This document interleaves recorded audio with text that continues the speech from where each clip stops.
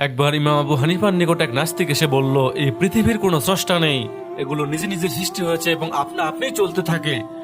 ইমাম আবু হানিফা কিছুক্ষণ ভেবে বললেন, আগামীকাল জোহরের সময় এই প্রশ্নের উত্তর দিব। কিন্তু জোহর তো দূরের কথা, আসরের সময় শেষ হয়ে গেল। তিনি মাগরিবের সময় আসলেন। নাস্তিকটি তার কাছে দেরি হওয়ার কারণ জানতে চাইল। তিনি বললেন, আমি দাজলা নদীর উপর বসবাস করি। আমি নদী পার হওয়ার সময় এসে দেখি কোনো নৌকা নেই। অনেকক্ষণ অপেক্ষা করার পর একটা নৌকা পেলাম। হঠাৎ আমি দেখলাম একটি গাছ আপনা আপনি নদীর উপর এসে পড়লো। প্রথমে তক্তা, তারপর নিজে নিজে নৌকা তৈরি হলো। তারপর সেই নৌকা নিজে নিজে থেকে চলতে শুরু করলো। নাস্তিক এই কথা শুনে হু হু করে হেসে বলল, ইমাম সাহেব, আমাকে কি বোকা পেয়েছেন? আমি এমন গাঁজাখুরি গল্প বিশ্বাস করব? একটা গাছ আপনা আপনি থেকে নৌকায় পরিণত হবে, এটা কিভাবে সম্ভব? ইমাম আবু হানিফা বললেন, ওহে নাস্তিক, একটা গাছ যদি আপনা আপনি নৌকায় পরিণত হতে না পারে, তাহলে কিভাবে এই বিশাল আকাশ, চন্দ্র, সূর্য, নক্ষত্র আপনা আপনি তৈরি হতে পারে?